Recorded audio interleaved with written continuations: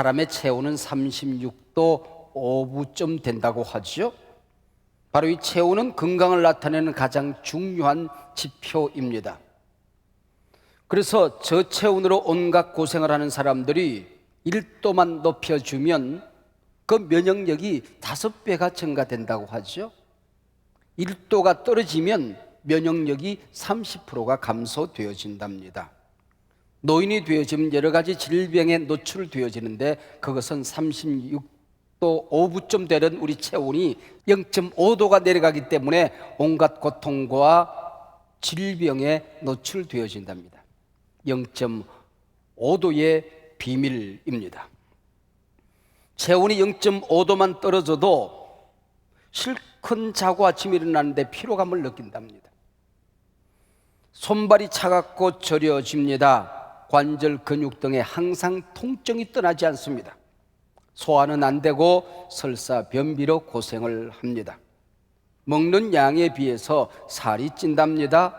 마음은 우울해지고 몸은 나른해지고 무기력증으로 기운이 나지 않는답니다. 그래서 체온을 0.5도만 높여주면 이 모든 것이 회복되어질 수 있다는 거지요. 어떻게 그럼 우리가 체온을 높일 수 있을까요? 전문가들은 꾸준한 운동을 권합니다. 그리고 비타민C가 도움을 줄 수 있고 과식과음 흡연을 삼가하라고 조언을 합니다. 배를 따뜻하게 하면 훨씬 더 체온이 상승되어진답니다. 식사는 좋은 탄수화물을 잡곡 영양밥을 꼭꼭 씹어서 먹는 게 좋다지요. 말을 많이 하는 저 같은 사람은 좀 온도가 자꾸 떨어진다고 그래요.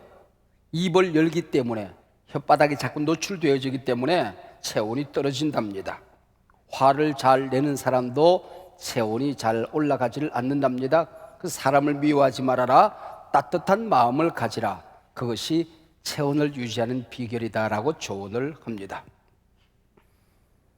영적 세계에서도 신앙 체온이라는 게 있습니다. 신앙 체온이 떨어진 사람은 온갖 영적 질병에 노출되어집니다. 예배, 성경 공부, 목장 모임, 기도에 만사에 의욕이 없으신 분 계십니까? 지금 예배를 드리는데 설교 말씀을 듣는데 가슴이 설레이지 않는 분 계십니까?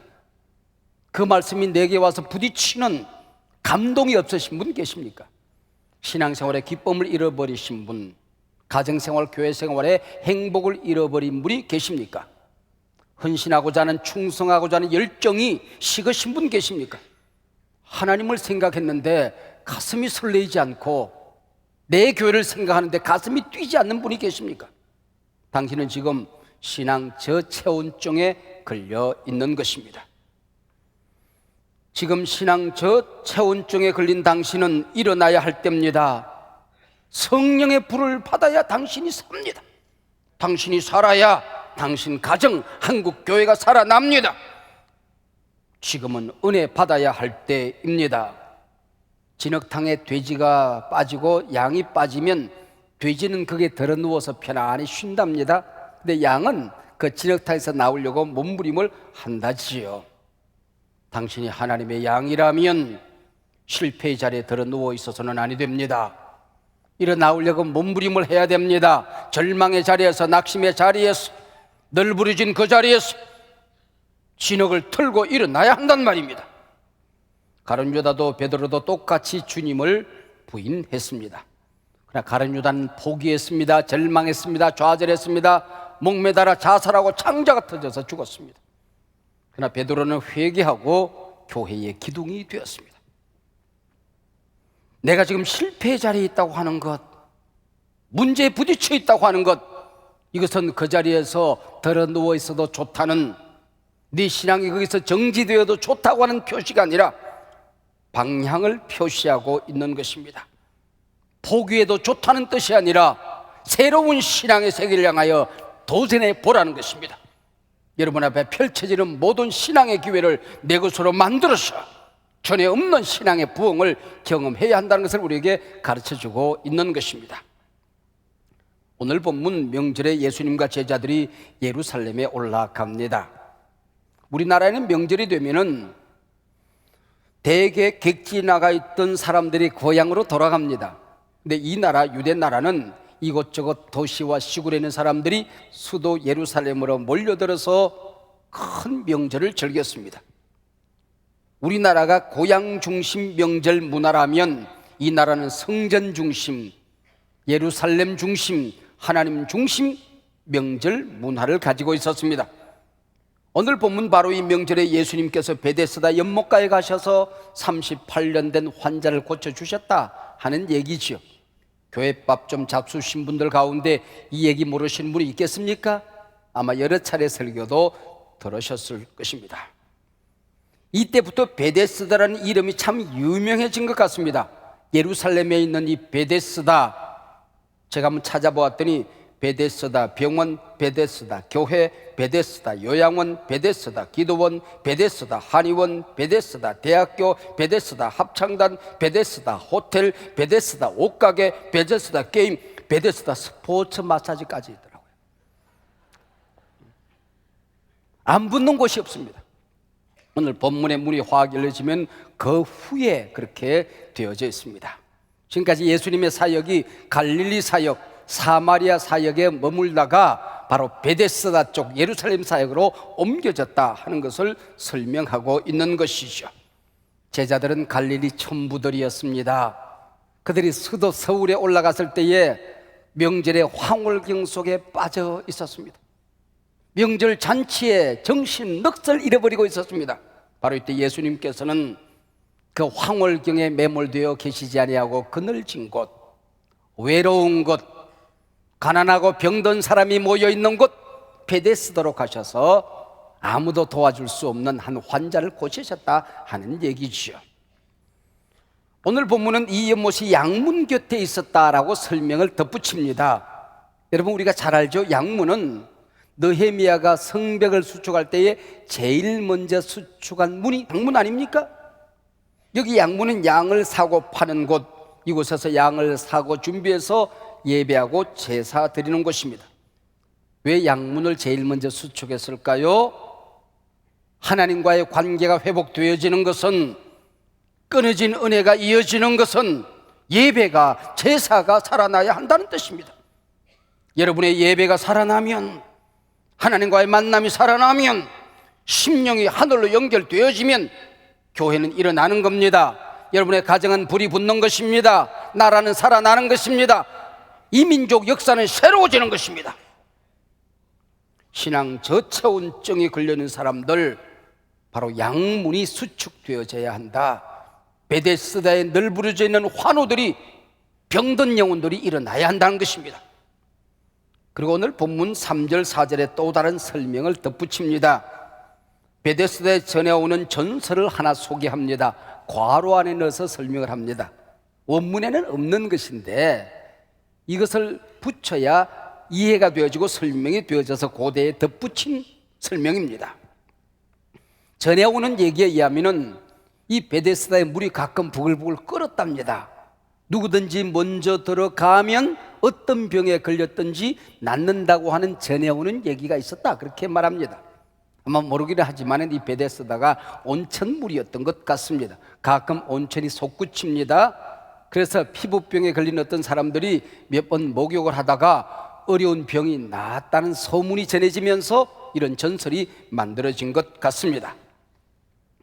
재미있는 사실은 은혜의 집에 모여있는 사람들이 도대체 누구입니까? 은혜 입은 사람들이 아닙니다. 물이 끓을 때 은혜 입을 수 있는 사람들이 아니라고 하는 거죠. 물이 부글부글 끓을 때 제일 먼저 뛰어들어갈 수 있는 사람은 여기 있는 소경들이 아닙니다. 여러분, 이 맹인들이 물이 끓을 때 어떻게 물이 끓는 걸 보고 1등으로 뛰어들어갑니까? 다리 저는 사람들이 많이 거기 모여 있었습니다. 이 사람들이 자리를 들치고 주섬주섬 일어서려고 하면 벌써 다른 사람들이 뛰어들어가서 놀고 있습니다. 뇌졸중 환자들, 중풍병 환자들이 어떻게 1등으로 들어갈 수 있습니까? 틀림없이 아마 1등으로 들어간 사람들은 대머리 치료하기 위해서 온 사람들, 무좀 걸린 사람들, 코끝에 여드름 난 사람들, 쌍꺼풀 풀린 사람들, 성형수술 후유증에 시달린 사람들, 아마 이런 사람들이 1등으로 들어가지 않았나 싶습니다. 여기 맹인들이나 다리 저는 사람들, 뇌졸중 환자들이 들어가려고 주섬주섬 짐 챙기면 벌써 이 사람들은 뛰어들어가서 목욕 끝내고 수건 찾고 있습니다. 물 닦고 나옵니다. 그러니 여기 모이는 사람들은 은혜 입을 수 있는 사람들이 아니라고 하는 거지요. 그러면서도 내가 먼저 들어가기만 하면 나을 텐데 하고 세상을 두리번거리고 사는 사람들입니다. 바로 이 순간에 오늘 본문에 위대한 반전이 일어납니다. 은혜의 주인공 우리 주 예수 그리스도께서 베데스다 연못가에 나타나신 것입니다. 은혜를 주시는 그분이 찾아오신 것입니다. 근데 모든 환자들이 은혜의 주님을 아무도 바라보지 않습니다. 물이 끓기만 하면 내가 1등으로 들어가야 할 텐데라고 물만 응시하고 있습니다. 얼마나 우스꽝스러운 모습입니까? 은혜라고 하는 것은 내가 노력해서 받는 게 아닙니다. 가만히 앉아서 받기만 하면 되는 겁니다. 근데 환자들은 아기 다툼을 해서 내가 1등으로 들어가야 은혜 받는다고 생각합니다. 이게 베데스다 은하의 집의 광경입니다. 무엇을 의미하는 것일까요? 이게 바로 당시 유대교라고 하는 것입니다. 이스라엘 백성들의 영적인 상태가 그 모양이라는 거죠. 진리가 보이지 않습니다. 하나님이 보이지 않습니다. 영적인 세계가 보이지 않는 맹인들이었습니다.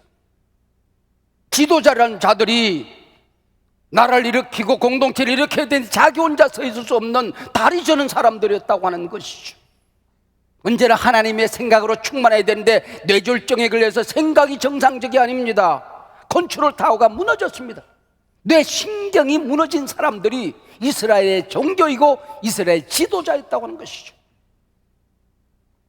이 본문에 오늘 우리에게 주는 메시지가 무엇일까요? 이게 네 모습 아니냐 그 얘기입니다. 너희 가정은 어떠냐? 한국 교회는 어떠냐? 너희 교회는 어떠냐?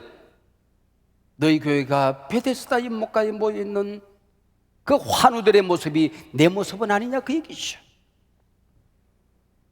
예수님께서 이 어리석은 놈들하고 그곳을 떠나지 않았습니다.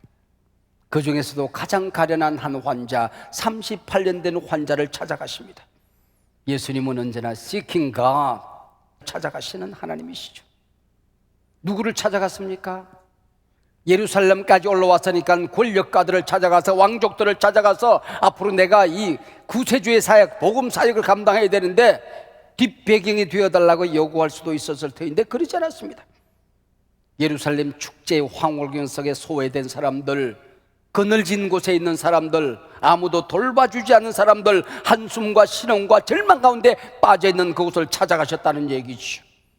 그리고 예수님께서 이 환자를 바라보시면서 눈이 마주칠 때에 참 엉뚱한 질문을 하십니다. 낫고 싶으십니까? 오늘 본문 그대로 하면 네가 낫고자 하느냐? 아마 모르긴 하지만은 그 질문을 받아들인 이 환자가 하도 어이가 없어서 그랬을 것 같아요. 네가 나를 놀리냐? 그걸 질문이라고 하냐? 아마 그랬을 수도 있었을 것입니다. 왜 이런 질문을 하셨을까요? 오늘 주님이 이 자리에 오셔서 여러분들을 향하여 물으십니다. 네가 낫고자 하느냐? 네가 정말 은혜 받고 싶냐? 너가 정말 달라지고 싶냐? 네가 변화를 경험하고 싶냐? 부흥을 맛보고 싶냐? 주님이 우리에게 물으십니다. 왜 그랬을까요? 너무나 오랫동안 침체 늪에 빠져 있다 보니 내가 병든 줄을 모릅니다. 썩어 문드러져도 이게 당연시 여겨집니다. 눈에는 초점이 없습니다. 열망이 없습니다. 온통 생각이 물이 움직이면 내가 나을 텐데 그럽니다. 아니요, 물이 움직여야 낫는 게 아니고 내 마음이 움직여야 하느니라. 내 기도가 움직여야 하느니라. 내 심령에 불이 붙어서 움직여야 하느니라. 잠든 영혼을 깨우는 소중한 질문이죠. 하나님을 향해서 네 마음이 움직이고 있느냐? 하나님의 말씀 진리를 향하여 지금 네 심령이 끓고 있느냐? 교회를 생각하면 네가 가슴이 뛰더냐? 한국교회를 생각하면 눈물이 쏟아지더냐? 불쌍한 너희 민족을 바라볼 때마다 울음이 터지더냐? 뜨거운 눈물을 흘려본 적이 있느냐? 주님이 우리에게 지금 묻고 있는 것입니다. 은혜의 잔치가 아무리 근사하게 준비되어졌다고 할지라도 은혜 받고 싶은 열망이 끓어야 한다는 것이죠. 물이 끓어야 쌀이 이거 밥이 되지요. 물이 끓어야 고기가 이거 반찬 되지요. 심령이 끓어야 기도가 익지요. 응답이 오지요. 내 마음이 끓어야 소원이 익어서 복이 임하게 되는 거지요. 내 마음에 불이 붙어야 성령의 불이 떨어지는 거죠.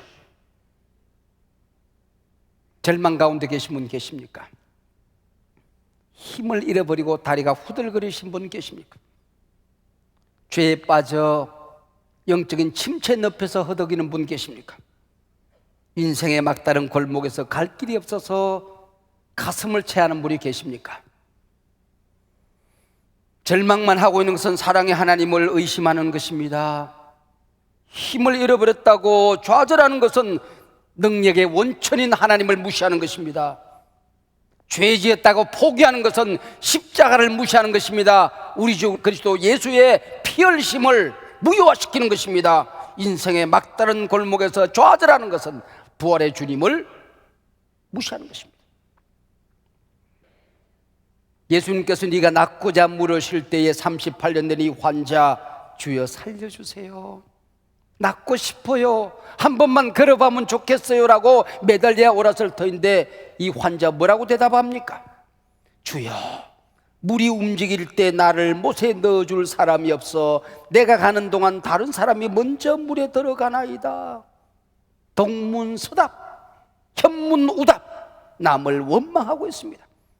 내가 이 모양 이 꼴로 살아가는 것이 나를 도와줄 사람이 없어서 이 모양 이 꼴입니다. 타인을 원망하고 있습니다. 문제가 뭔지도 모릅니다. 치료의 방법도 모릅니다. 치료하고 싶은 열정도 없습니다. 나를 못에 넣어줄 사람이 없나이다. 원문에 보니까 나를 못에 넣어줄 원맨, 단 한 명이 없습니다. 원맨. 그 원맨, 에이맨 예수 그리스도께서 옆에 와 계시는데, 나를 은혜의 강물에 넣어줄 분이 옆에 와 계시는데 그분을 보지 못합니다. 나를 살려주실 분도 한 분이고, 한국교회를 살려주실 분도 한 분이고, 은혜 받아야 될 사람도 나 하나고, 내가 달라지면 세상은 달라지는 것이고, 이 민족을 지켜주실 분도 한 분, 원맨, 우리 주 예수 그리스도밖에 없습니다. 할렐루야. 기독교의 비밀은 원맨, 바로 그 한 사람에게 있는 것입니다. 대답도 예수고 달라져야 될 사람도 나입니다. 구세주도 한 분이시고 구원받아야 될 사람도 한 사람 나입니다. 은혜의 주인공 단 한 사람 내가 되시기를 바랍니다. 오직 한 분 은혜의 주님, 그분을 만나면 됩니다. 오직 은혜의 주인공은 그 한 사람 나입니다. 은혜의 잔치, 내가 예수 만나는 자리고, 우리 가정이 주님 앞에 바로 서는 자리고, 흔들거리던 한국교회 제대로 서는 자리고, 우리 교회에 부흥의 불이 붙어야 될 자리고, 내 곁에 사람이 없다, 단 한 사람도 없다, 원망하지 마세요. 당신 곁에 이미 예수님이 와 계십니다. 세상 어디에도 나를 도와줄 사람이 없다, 나를 사랑할 사람이 없다 말하지 마세요. 주님은 여러분을 사랑하십니다. 우리를 포기하지 않습니다. 언제나 우리 안에, 우리 곁에 계십니다. 내가 산을 향하여 눈을 들리라. 나의 도움이 어디서 올까?